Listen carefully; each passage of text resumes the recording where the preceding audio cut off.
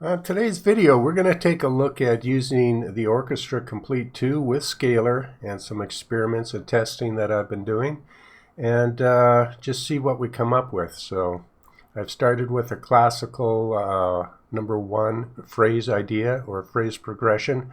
I've taken the first 6 chords from that progression, dragged them down, and created, let's see here, 2 rows and 1 ending chord right here. And let's see what it sounds like so far.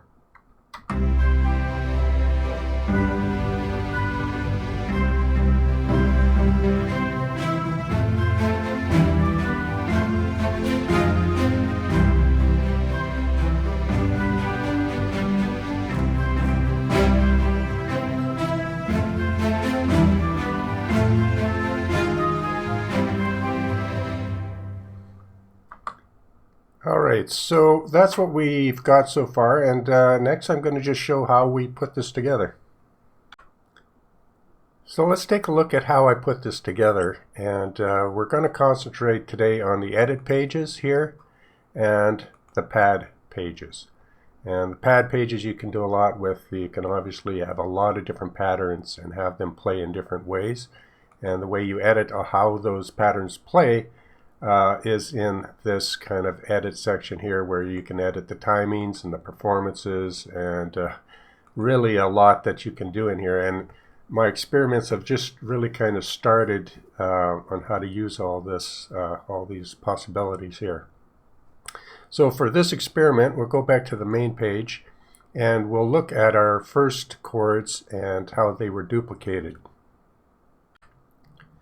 So as I stated a little earlier, I just took the first 7 chords, dragged them down to the edit section here, and then I went to the pad section where you can copy and paste.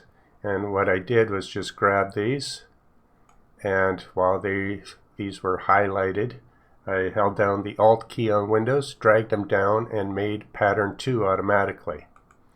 And then later I just added another ending chord here. And that was just really a strum to end the little musical idea. So really quite simple, because you can just take anything and copy it and paste it on any other layer here. And one thing to mention is that when you're going to play through this section here, normally when you use Scalar to play back these chords and you hit the play button, or you sync it to your DAW with this button, it will just play the first pattern and repeat or stop. But when you're using multiple patterns, just remember to lasso all the patterns, and they will play one after another automatically, which I've done right here, and they will all turn blue. If I select them and go to unselect all patterns, this is what you would normally see to start with. So if you want to use multiple patterns and have them play back in sequence, very simple. Again, just grab these and they're automatically this will play this row, then this row will play, and every other row right after that. So the next thing I did was I turned on performances. So I turned on the perform button, used basic performance number 2, regular setting, and I turned on voice grouping to dynamic, and that's very handy. I'll talk more about that later, how it makes all these chords kind of, you can determine, you know, where these notes of the chord are going to play on the register, the keyboard, so that's very handy. And then I turned on humanize, so it gives it a little extra velocity punch. The velocities, instead of staying kind of all calm, they're mixed up, and so some of the notes get higher velocities than others, and that gives it more of a punch, especially with notes, staccato notes, short notes.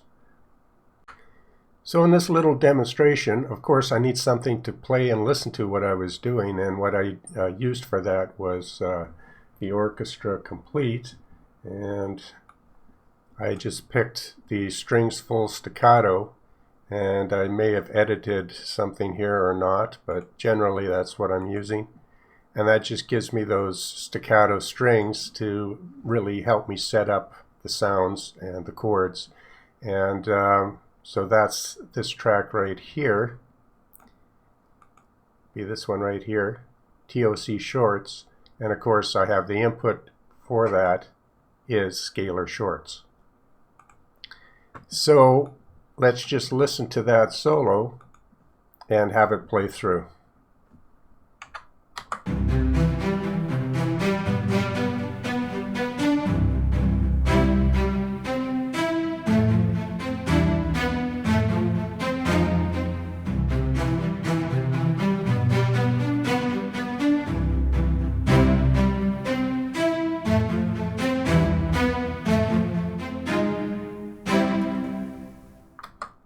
Alright, next we're going to talk about what little additions I made to give it a little extra spice in these different chords here. So now we go to the edit page right up here, turn that on, and we have 3 patterns here, so make sure you're back at pattern number 1 and you know what pattern you're on because it's underlined.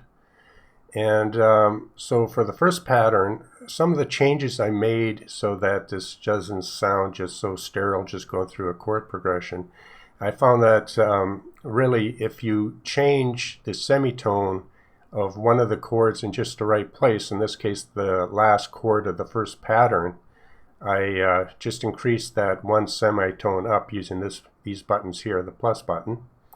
And I did that, I believe, on the second pattern also.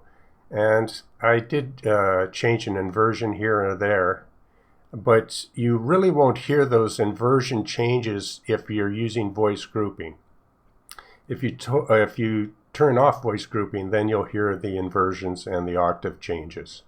But I found that voice grouping really held everything together and kept it smoother, so to speak.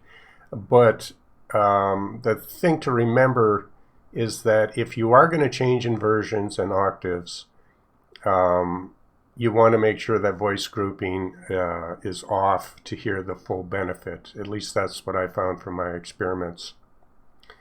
The semitone changes come through well even with voice grouping on, so I did also change that to a +1 on the second pattern, just like on the first pattern.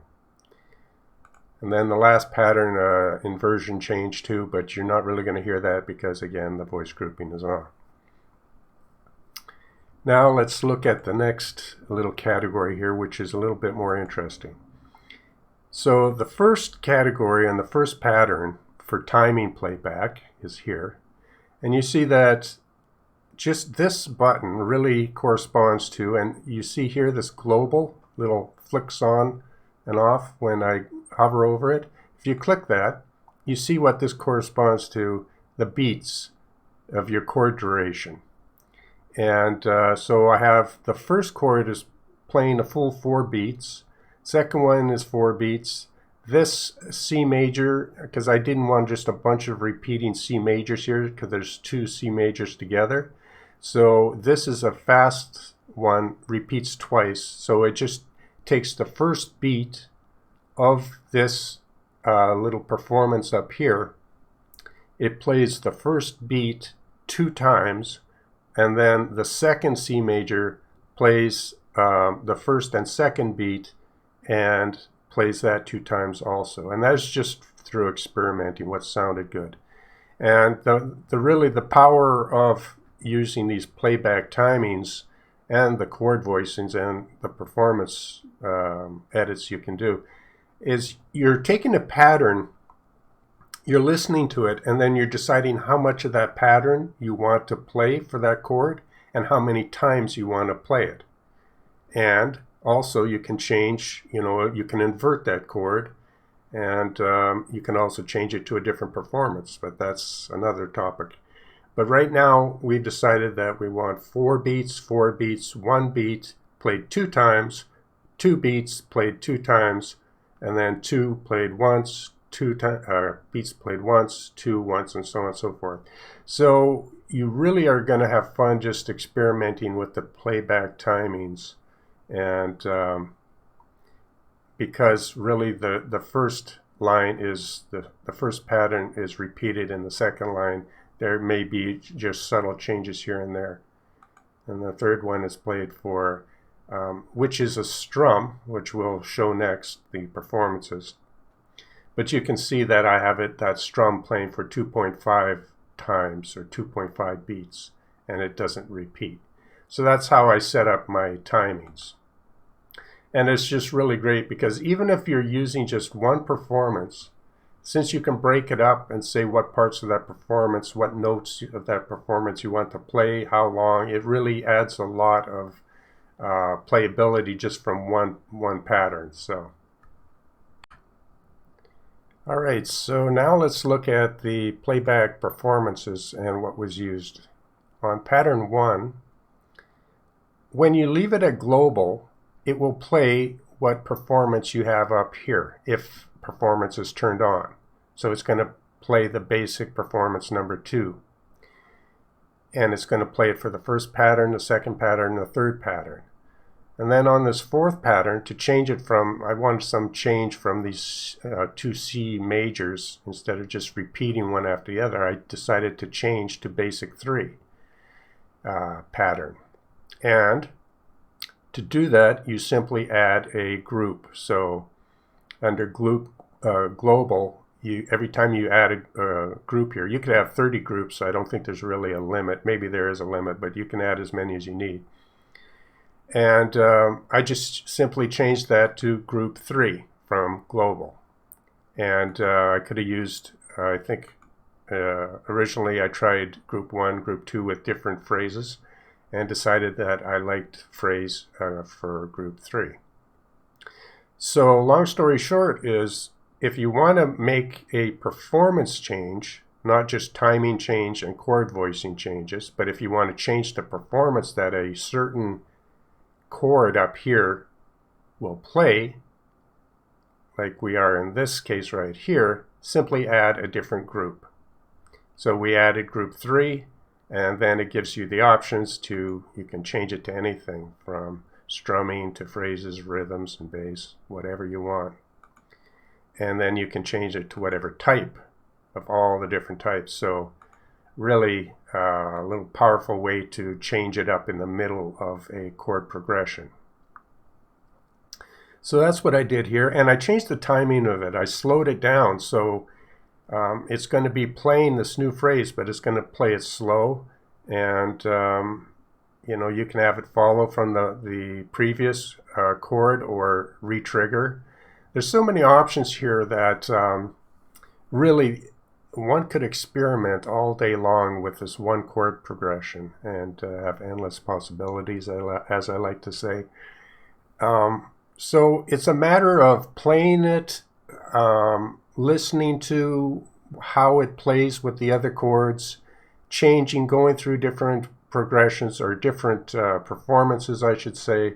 You may want to change the timings, make some other edits. Then you might want to go back and, you know, flip it up a semitone or invert it or change the timings.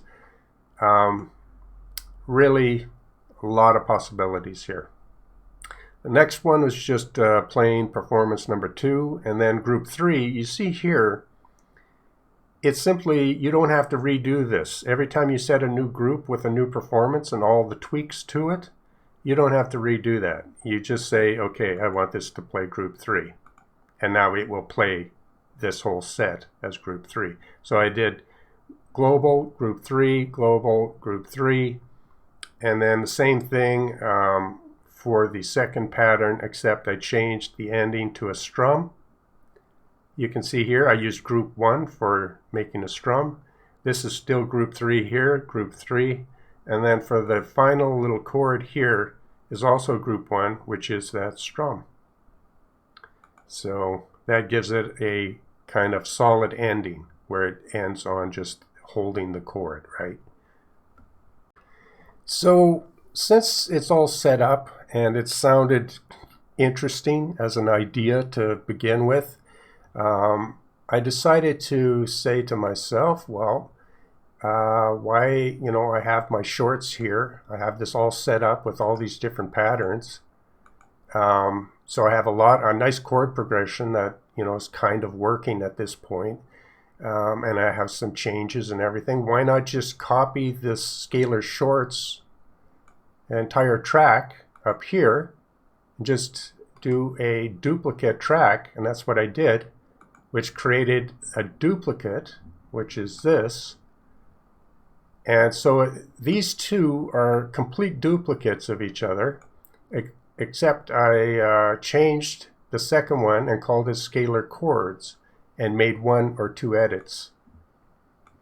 So very simple to do. Just duplicate the scalar track, original track, change the name to chords, and I turned off performance. So the only time, because chords you want, more sustained chords, you don't want those choppy short notes. It gives me, and if I turn it on and turn off the shorts, and we turn on the chords track,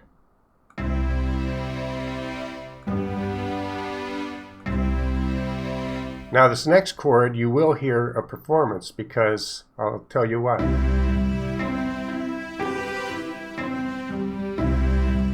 Because even though performance is turned off here, you may be saying, well, how come that's playing a performance? All performances are turned off here. Well, it's because when you using the edit, it overrides. So this still is set to group 3, meaning that global, and in this case global means no performance. So I get solid long sustained chord, long sustained chord, long sustained chord. But this is no longer global. It's group 3 again, which means it's going to play a phrase. So you can have both no performance and performances on one interface here. So that's really nice. So you can mix it up exactly how you like it. So in that way, I have just a little bit of movement in my scalar for my chords, but mainly they're just sustained chords. So now that I have 2 scalar interfaces here, and one's made for short notes and one's made for chords, it's simply a matter of opening up some more the Orchestra Complete instruments and deciding what I want to play each. So what instrument do I want to play the chords? What instruments do I want to play the shorts? And we'll look at that next. So all right, I decided that my shorts were working good enough at this point. Let's add some chords. We added the scalar chords. And then next, I simply took the Orchestra Complete short track and duplicated that and called it chords. And for that chord track, I simply changed it from scalar shorts, which is originally up here, to scalar chords. Really quite simple if you've ever done this before. So now we'll just quickly listen to it with the original shorts, and then I'll unmute the chords.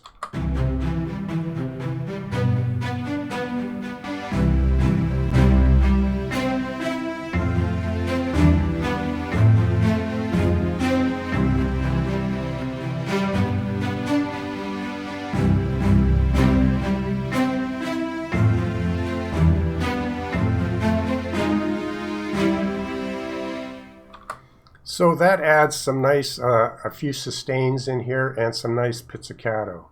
And because in the orchestra, you got to remember that not only do you have these great presets, but you can easily go to the mixer, adjust each one, but even better, you can go in and change instruments. So I started with the full sustains, and I said, well, I thought this is kind of a upbeat, fast-moving little idea. So I switched a lot of these tracks, a lot of these 5 options or 6 options that you have. So as you can see here, I changed some of them to pizzicato. I left violin 2 as sustain, viola, or viola, as I was always pronouncing viola incorrectly. So viola, I think, is the better way to pronounce it. is marcato, and then pizzicato, and then pizzicato again for double bass. And that gives a kind of a real pluckiness with these instruments in the lower end, which to my ears just sounded better. So, but these are playing longer sustained notes, but they are also adding some pluckiness with the pizzicato. Next, we're going to look at adding woodwinds in a very simple way now. So from this point, it becomes very simple to add new instruments. So woodwinds, brass, whatever you like, even percussion.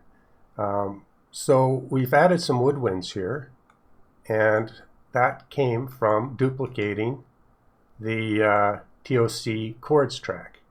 And so this also is going to be played by chords, but you could experiment and have it be played by the scalar shorts track if you like. But I decided that these woodwinds, this particular preset, sounded good with the chords track being played. So that's what I did, and I'm using small beginnings, and you can imagine all the different, type of woodwind presets in here that you could, and really there's a lot of them that sound good, but I just picked one. And so we will play it with the woodwinds now.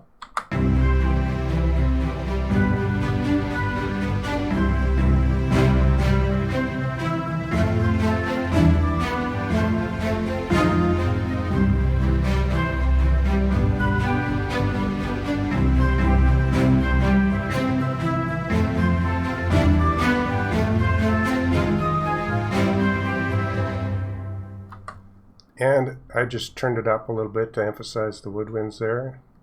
And yeah, just kind of a happy, fast little woodwind type of patterns in the background. And really just so many different ways you could go from here. I've tried a bunch of them, and a lot of them sounded really good. And of course, just tweak them out, set your levels. And in this case, I believe I changed some of the horns and one to a pizzicato.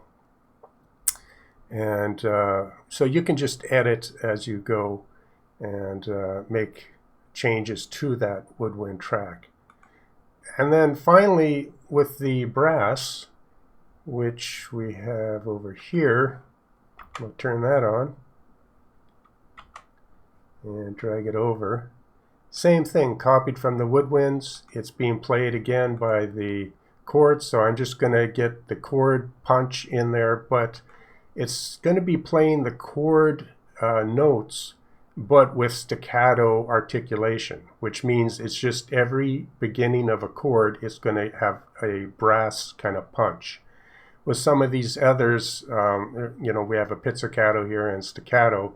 If we wanted a little bit more sustained woodwinds in here, we could go with the, we could change this flute to something like a marcato and just experiment.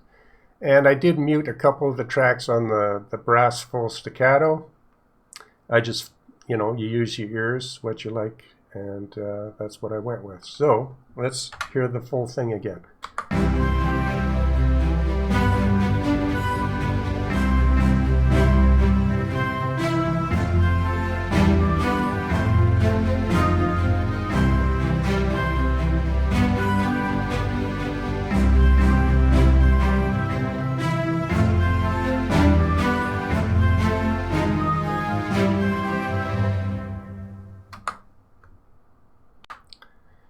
So to sum it all up, I would say some of the highlights from this experiment for me was just realizing that you can get a lot out of one pattern. So out of this basic performance 2, just because of changing some of the timings and some repetition and doing a simple little semitone change at the end here, along with one performance change from basic 2 right here as the global to a basic 3 at half speed, was just enough to make it interesting to get through these 3 patterns here, these 17 chords.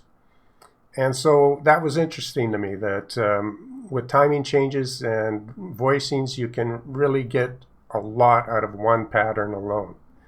Another interesting thing was, again, I just said it, but changing that semitone to get a nice little spicy end to every pattern was, I thought, a very simple and nice way to do that. And I think another thing that I thought worked well was the ending where it just ends on a strum. So the last two chords are strums and group one. And that just kind of ended it in a nice kind of, full chord way. So that's today's experiment using Scalar with the Orchestra Complete. And actually, I'm just going to spend the rest of the day changing and seeing what other performances will do and how easily, once you do have something set up inside your Scalar, to just go through different presets now in the Orchestra Complete, because if you do have the Orchestra Complete, you know that these presets, there's so many different ways that you could have this go. And it's been fun just to change a couple of presets and play these same scalar patterns and get a whole different view of these chords. Hope you enjoyed this, and I hope you're able to make music wherever you're at in the world today. Stay safe. We'll see you on the next video.